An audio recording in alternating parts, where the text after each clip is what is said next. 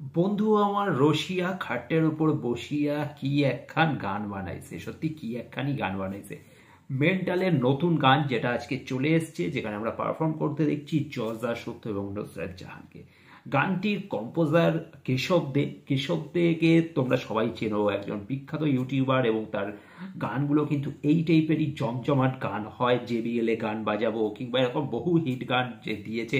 বিশেষ করে ও বৌদি গানের পর তো মোটামুটি মানে কেশব দেখে চেনে না এরকম কেউ হতেই পারে না।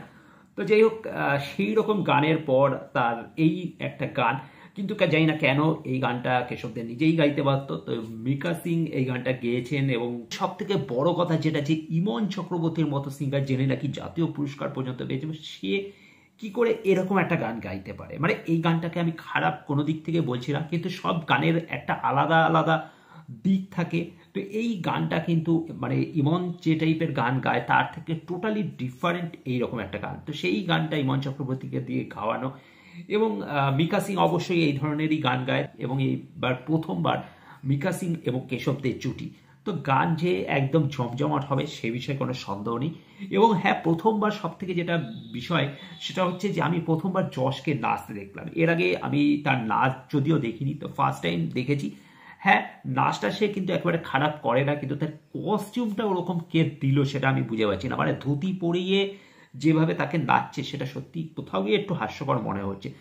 ধুতিটা তো মানে ব্যাপারটা, ওটা যদি অন্যরকম কস্টিউম থাকতো আমার মনে হয় বেটার হতো। যাই হোক, কস্টিউম তো বিভিন্ন রকমের হয়, কিন্তু এই ক্ষেত্রে আমার কেন জানি না একটু হাসি পাচ্ছিল জায়গাটা।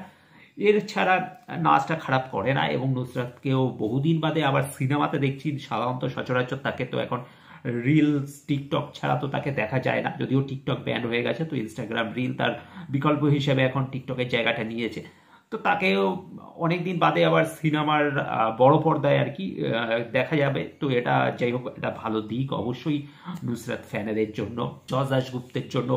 সেও একটা পুরো দোস্তুর একটা কমার্শিয়াল ছবিতে আসতে চলেছে, যেখানে তার নাচ থাকছে, অ্যাকশন থাকছে, সব কিছু নিয়েই ছবিটা হবে আই থিঙ্ক, আশা করি। যদিও এখনো ট্রেলার আসেনি, তো আমি জাস্ট গানটা শুনলাম, নাচটা দেখলাম, তো সেই হিসেবেই বলা। গানটা জমজমাট অবশ্যই, গান একটা নাচের গান। তবে হ্যাঁ, এরকম গানও কিছু কিছু কখনো কখনো দরকার আছে একটু নাচানাচি করার জন্য, মুড ফ্রেশ করার জন্য। তো সেই দিক থেকে আমার মনে হয় না, ঠিকই আছে, এটা বেটারই হবে।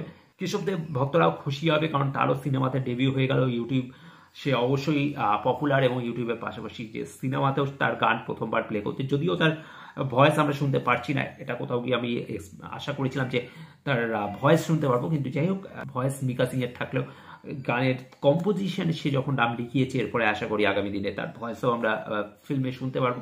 তো সেটা একটা ব্যাপার। তো যাই হোক, গানটা সবে মিলে যারা নাকি টিকটক বা ইনস্টাগ্রাম রিল এগুলো পছন্দ করো তাদের জন্য অবশ্যই ভালো লাগার একটা গান, কারণ অবশ্যই এটা টিকটকের সেকেন্ড ভার্সন হতে পারে। তো সেরকম টাইপের একটা গান হয়েছে। তো আশা করি ইউথ জেনারেশনকে এই গানটা অবশ্যই আকৃষ্ট করবে।